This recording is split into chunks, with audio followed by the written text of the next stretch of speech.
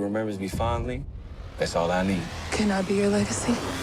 You already are. The must-see movie of the year. Oh, wow. I had a chance to sit down this past weekend, took my daughter to daddy-daughter date night. Mm-hmm.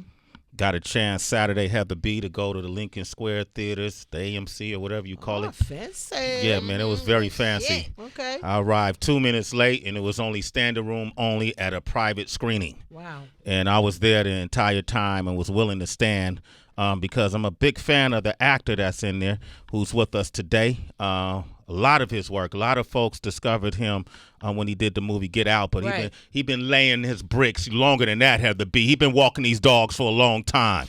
DB, run that down the line, DB. You know, it's funny because you mentioned Get Out, and, you know, a lot of people think that when you make it big or when you have your big breakout moment that you just started in the business, and they don't really see the work of the years leading up to that big breakout moment. And I went back and watched Black Mirror because that's one of my favorite series. Come on. And when he did, you have to watch this episode 15 Million Merits that our guest is on, because Black Mirror as a whole points a picture at everything that society has become with smartphones and technology. And the episode that he's in is like, it'll blow your mind. So go and watch that. Okay. But I mean, Black Panther, we had the whole cast up here for a town hall, and I wish you would have been there too. I wish they left you out, dog. They left you out, man. Stay at home, man. I gotta talk to Ryan about that, man. What was that about? Text him. I'm like, well, yo, bro, you can get me on shade. Good. He didn't do that. No. It was Sway in the morning. But anyway, go ahead. But I also got to see the film Queen and Slim, which is.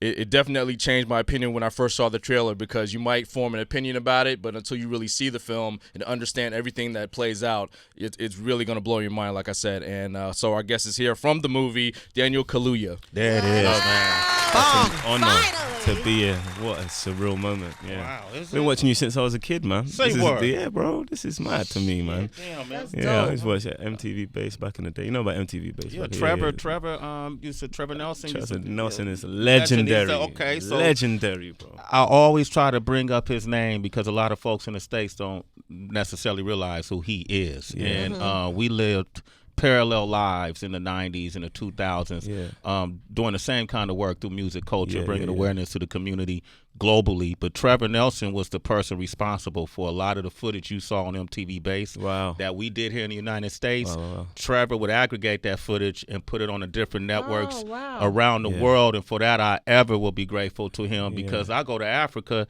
and people in South Africa think I'm from there. You know what I mean? No, Trevor's a legend. He's a leader, man. Yeah. A real inspiration. I met him a couple of times. He's a Chelsea fan, but, you know, you can't be. Yeah, you big on that, right, man? What's your team? Arsenal, bro. Yeah, man. Okay, damn, you lean back in the chair. Like, you talk about, like how you talk about the Raiders. Yo, he's about to fight. Gunners, bro. No. Trevor Nelson's a legend. Absolute legend. He's a legend. You're becoming that way.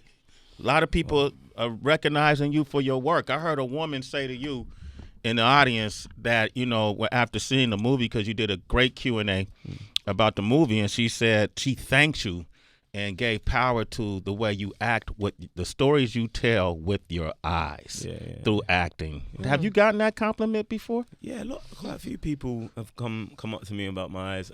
When I go around, when Get Out came out, I realized the minute I show my eyes, people clock me. Do you know what I'm saying? I was like, so I had to wear sunglasses, and I was like, oh, this is crazy. But quite a few people have really. It's nice, man. It's nice to be recognized for what you do. Do you know what I'm saying? Especially from the people. You know?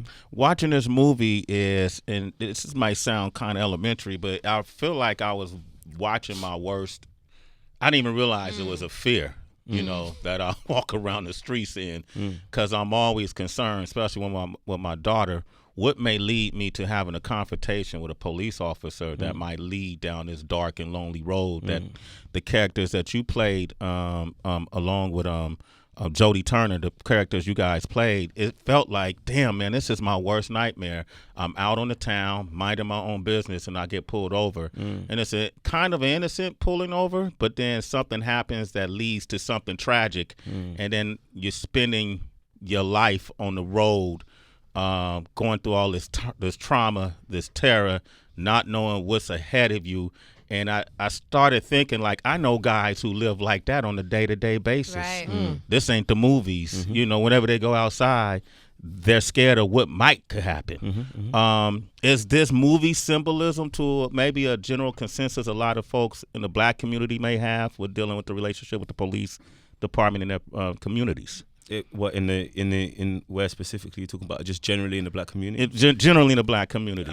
For me, yeah, 100%. Like I had a situation. I went carnival. I had a situation. Obviously, I love carnival, so I was rolling around, and then like obviously it's crazy. So I had a balaclava up to kind of so people wouldn't come up to me and stuff to do because I was just moving, and I got surrounded by 6 officers, bro. And then I realized that I realized, I need to. I'm happy I'm the age that I am. Do you know what I'm saying? So that I can surf those emotions. Do you know what I'm trying to say? Where like essentially, why like it could have gone left easily, and I could not be allowed in America. Do you know what I'm saying? It's like I got a lot to lose. Do you know what I'm saying? So like you're always navigating those kind of. I'm not wearing a bad club. I was wearing bandana. You're always navigating those kind of anxieties. Like throughout my whole life. Do you know what I'm saying? It's kind of like. You know that you're gonna get picked on, you're gonna get stopped, and there's a person called Musa Okwonga, and he said I wrote it. I think it's a poem or something. He said the black reactions on trial. The black reaction. You know what I mean? And that always articulated it for me. It's just like when the article, everyone's going, you should have done this, you should have done that, you should have done that. How about you don't think how you think? How about you humanize me? How about you just leave me alone? How about you see me as a person that's trying to go home? How about you don't give me the benefit of the doubt? Like, because I'm not saying white people don't go through them situations, but I think usually they're given the benefit of the doubt because they see them as human beings. And so there's a culture of dehumanization that we have to kind of, we suffer from the symptoms, but we don't have the disease. Do you know what I'm saying? Yeah, I like that. You played this character Slim.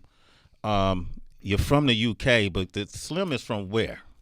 Cleveland. Yeah. So where did you get your research from? How did you study a Cleveland guy? Bro, I pulled up in Costco's in Cleveland. I figured out. You went to Costco's in Cleveland? Yeah, because it says like in the script it goes, yo, I'm in Costco's every Sunday, like, and this woman. So I went Sunday, went to Costco's in Cleveland. I figured out which Costco's he would work at. Went there on Sunday. And I just chilled there for a couple hours. I go to places by myself and I just chilled there and just spoke to the people and like kind of got the energy and the vibe. Just went through every aisle, just get a vibe. And then obviously a couple people clocked me from Get Out. And then so I was talking to them. I just understand. I don't go there with like, this is what I'm looking for. I just try and figure out what I'm trying to just be around where his energy is. And even like the manager started like, we started talking and then like he was like, oh yeah, like, everyone wants to work on a Sunday because you get $38 an hour.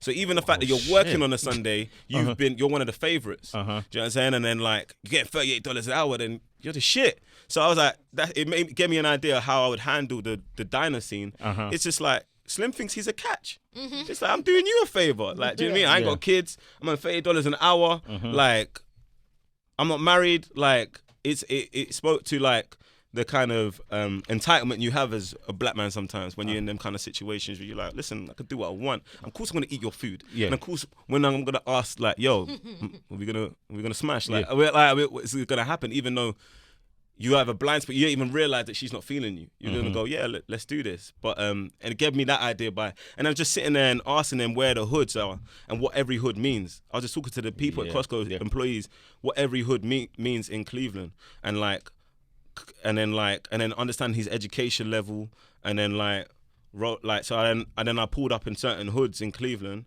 and just get a vibe, go to where people would chill out and just walk and get a vibe and to see how the people dress, how the people carry themselves, and then identify what specific hood I think he'd be at.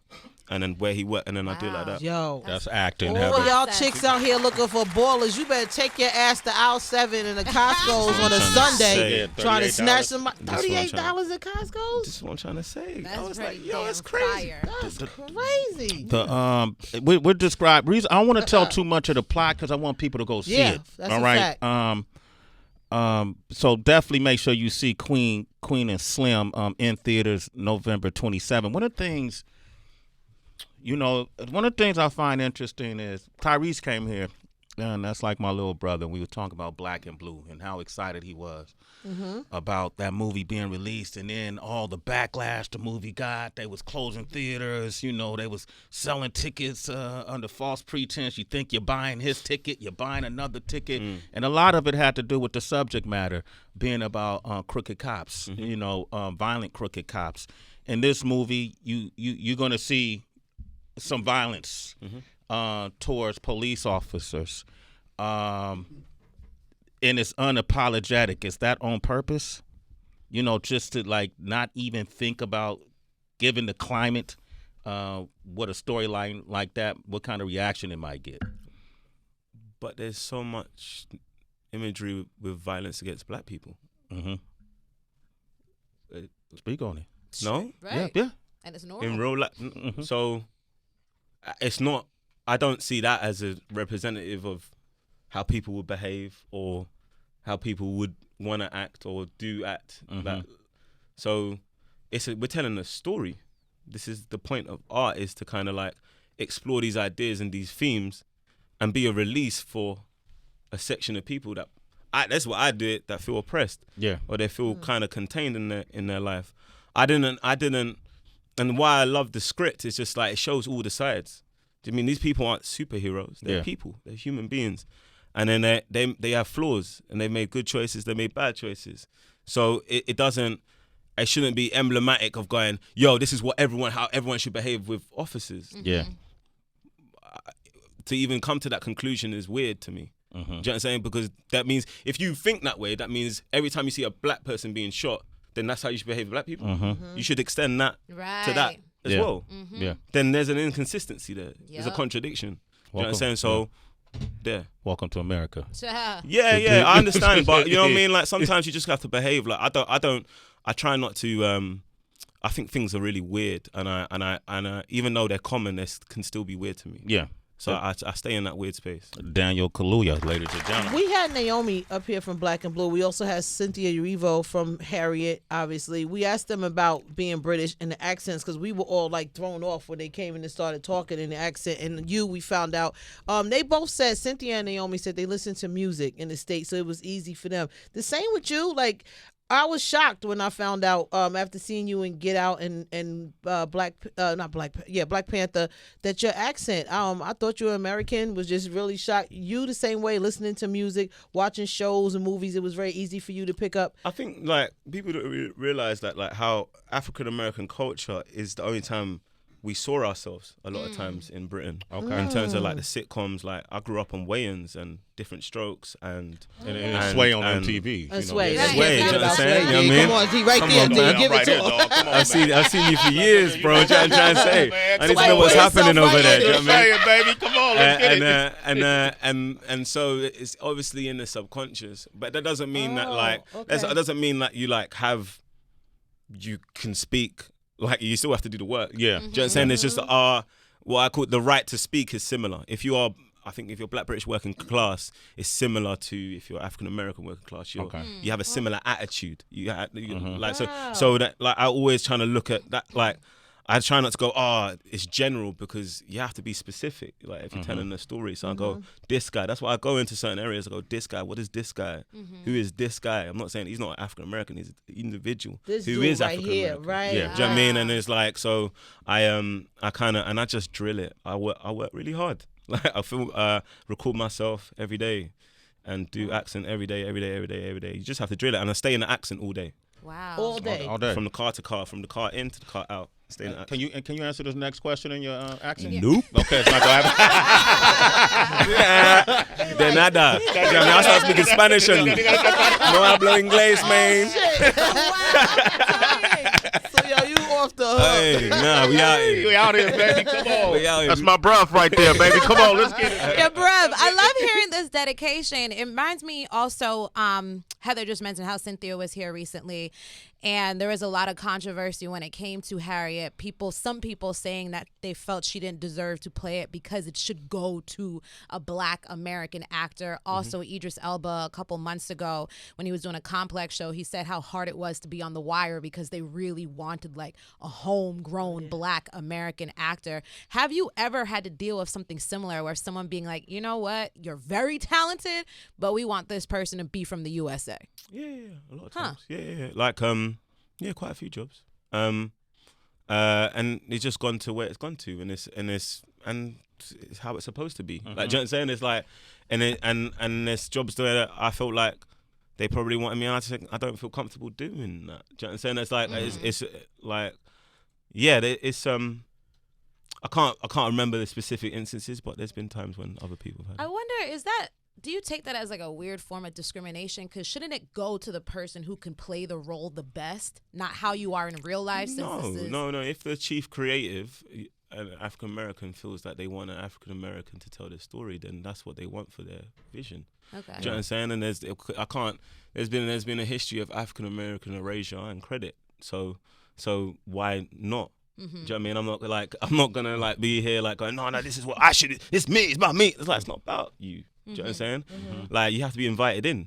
Do you know what I mean? And I understand that. So, you know, if you're gonna go to your auntie's house, you know, you're gonna take your shoes off. Do you know what I'm saying? You know, Boom. I like that. We got Tyler and Savannah on the line, Georgia. Tyler, good morning. What up, Ty? Hey, Tyler. Good morning. What's going on? How y'all doing? Come on, Goody. man. You see who we got in the studio. You know, we only messing with A-listers right now, man. Talk It's right, A-list. Tyler, This talk A-list right. Tuesday. Oscar nominated. All right, Yeah. Oscar nominated, kid. Better Golden- talk right, Golden kid. Globe, Gassing me, man. bro. Man, this question better be robust. Stellar. Robust. Okay, I like that, sir. I like that. I'm gonna use that. So, question. So, Daniel. Yo. So I was just wondering. So, you know, in the U.S., you know, police brutality is bad and everything, but I know you from the U.K. So, is it bad over there as well, or no? Yeah. I've been in an instance where like I had to sue the police back home. Do you know what I mean? In order to even work in this country, in America. Do you know what I mean? I got in a certain situations, and I know my friends have. I know I've been in situations where I'm seeing my friends getting harassed on where I grew up, and I have to stand there and watch. Do you know what I'm trying to say? The blessing that I think in the UK is that not all officers carry guns. Do you know what I'm saying? So then it escalate. It could escalate you in a cell, but a lot of times it doesn't. But there's been instances where, I mean, there's a humongous history of Black Death in Britain. Do you know what I mean? The 2011 riots was triggered by a Black Death. Do you know what I mean? A guy called Mark Duggan who died in Tottenham, and they did a protest and it wasn't listened to. So then there was a riots in Tottenham and Brixton and spread across the whole of the UK. So it's in the Broadwater Farm riots when an officer killed an elderly woman. Do you know what I'm saying? In the 80s, there's been a history of that, but it's very British to keep it on the low, so it doesn't really travel. It doesn't travel because you don't hear these stories. No, but this is the very local stories. Do you know what I'm saying? So I've learned about even me growing up in the States. Like, I found out by doing jobs in London, and when you actually mind the histories, and then the actors that I'm working with that of a certain age that are 40 and up, they're like, yeah, that was my boy's cousin, and he got beat up, and they talk about blanket kickings where they didn't want to have bruises and this is that and the other, and all this situation. People get like, they remember it, but they don't. You know, like, I think in British cultures, like, the saying is keep calm and carry on. So there's a kind of there's a wiping, there's a sweeping under the rug. That and it's, those stories aren't readily out there. Man, Tyler, great question, man. Thanks, Ty. You're a citizen, Tyler. A Sway in the morning. There you go. Me and Sway were talking earlier about the locations that are shown in Queen and Slim, because you guys are on the road, and obviously you can't be seen around a lot of people in populated areas because you don't want to get discovered or people to, rat and say where you are. Yeah. But it also creates a sense of safeness, and you sort of get lost in like, you forget about what they're running from. And so, did you guys shoot all these locations actually there, like some like the jazz or the blues bar that you go to? Did you actually go to these spots and film, or were there sets? Yeah, that's what Melina's vision. I mean, I got to shout out Melina Matsukas, who directed the film. We haven't mentioned her. She's in debut is incredible debut. Yeah. Like, she's ready. And Melina didn't want to do it in the studio, so we went to these real locations, and everything was real. I mean, it was a ball ache to film, do you know what I'm saying? Because you can't control situations and environments. But everything was real. The juke joint was real. So we filmed it there. There was a real band. It was all the background with dancers, incredible dancers. And yeah, so there's just an authenticity. It adds an atmosphere. Yeah. Do you know what I'm saying? Even like, we could have doubled the stop scene. We could have doubled it with any area and put snow down. But we went to Cleveland. It was a polar vortex. It was like crazy weather. Do you know what I'm saying? We had to have a 15-minute break every hour. Wow. That's how cold it was. Wow. So it was that thing where like, but then like the line that I say that triggers is it's cold. Do you know what I'm saying? That's an improv line because it was cold. Do you know what I'm saying? Like, I'm like, bro, it's cold. It's cold, bro. I thought they had some hidden meaning. Nah, cause things like, cold. all Like, facts. to free me up, bro. Free me up. So, Facts. and He stayed in character. yeah, bro. And then I said it because it's cold for you. You're like, I mean, you're a person too. Like, it's cold. Like, let's go. Like, do you know what I'm saying? And You were talking to the director, not the cop. yeah, I was like, let's go. Free me up, Like, hurry up with this. That Show line. with this shit. Can you hurry up? Yeah. What do you say? What do you say to me? You say it's cold. It's cold. He didn't even say I'm cold. He said it's cold. I'm saying it's you. You're cold too. You want to let's quick this up, like, so we can both go in our cars. It's warm. There's AC. So it's like and I think you can only get those moments being in the real situations. Yeah. Wow. So it really it all added to the texture of the film. Written and produced by Lena Waithe. Round of applause. When you first got this script, what went through your mind? What went through my mind? Yeah. I just thought it was great. Yeah. I just wanted to watch it. Uh-huh. That's all I wanted to watch it. Yeah. I just wanted to watch it, and I just wanted to help make it, if that's possible. And I just asked her, like, yo, I'd really love to play it. So yeah, it was the complexities. It was really excited me, and the humor. Yeah, it's funny, man. Yeah, it's a funny movie, and there's a lot of joy in there. There's a lot of hope. Do you know what I'm saying? Despite their situation, which I think is a universal black character. Like, we have hope, and there's been for a lot, and still, like, creating stuff. And I love that. I love that about it. And you just rarely get that in scripts. It doesn't really usually come around. It's a crazy ending. I won't share it.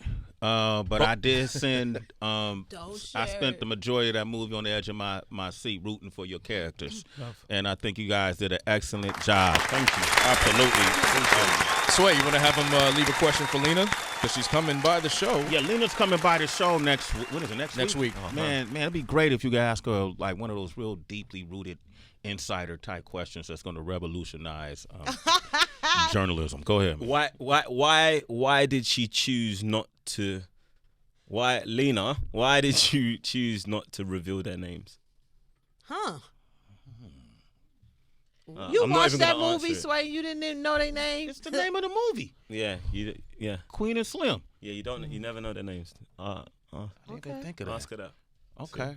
All right. Thank you. Daniel Kaluuya, you ladies dope, and gentlemen. Hey, man, you real Appreciate dope. it, man. Appreciate that, man. This That is shit an honor. is fire. This is an honor, man. Love. You earned it, man. Continued success. Yes, indeed. Great work.